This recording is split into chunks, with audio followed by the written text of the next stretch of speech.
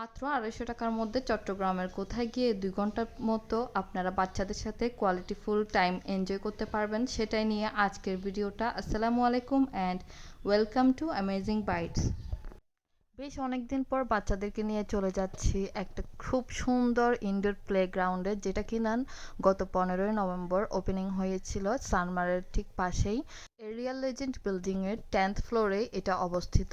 আর এখন কিন্তু অফার চলছে, 250 টাকা করে কিন্তু সবগুলো টিকিট পেয়ে যাবেন। আর এটা হচ্ছে 50% ডিসকাউন্টে আপনারা পেয়ে যাচ্ছেন।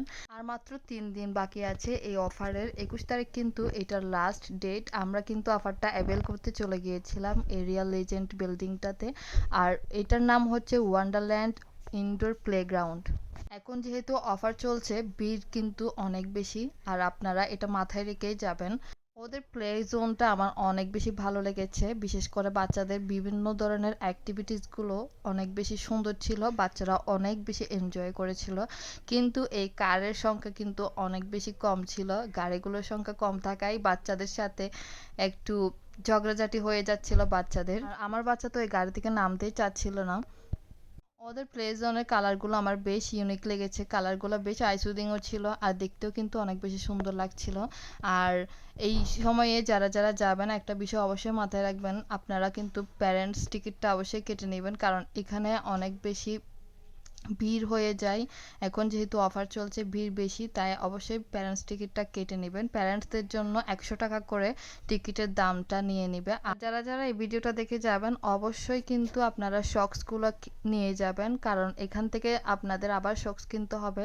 30 টাকা করে জোড়া এই সক্সগুলো কিনে নিতে হয়। যদি নিজেরা নিয়ে যান সেক্ষেত্রে আর কিনতে হবে না।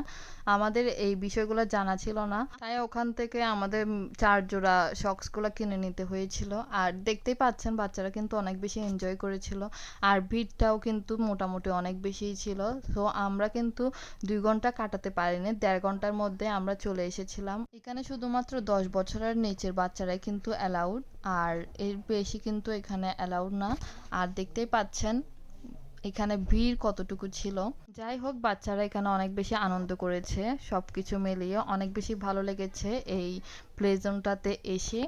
কিন্তু এখানে যারা ভিড় তেমন একটা সহ্য করতে পারে না, তারা কিন্তু এখন না গেলেই বেশি ভালো হবে। যেহেতু এটা নতুন ওপেনিং হয়েছে, হাইপটাও এখন একটু বেশি আছে, সো এখন না গিয়ে আপনারা চাইলে আরও পরে করে যেতে পারেন। এখন যেহেতু বাচ্চারা অনেক বেশি মোবাইল এডিক্টেড হয়ে যাচ্ছে, তাই আমার মনে হয় এই ধরনের প্লেগ্রাউন্ডে আসলে বাচ্চাদের মাইন্ডটাও ফ্রেশ থাকবে। আর অনেক ধরনের অ্যাক্টিভিটিস আছে যেগুলো করে বাচ্চাদের কিন্তু অনেক বেশি উপকার হবে। সো আপনারা চাইলে অবশ্যই ঘুরে আসতে পারেন।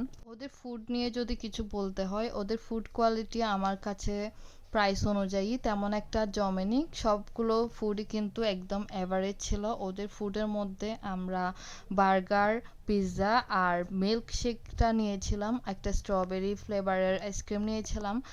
পিৎজাটা মোটামুটি ভালো ছিল, কিন্তু বার্গারের ভিতরের পেটের মধ্যে অনেক বেশি লবণ ছিল। ওদের বার্গারের ডিপটা কিন্তু অনেক বেশি মজা লেগেছিল।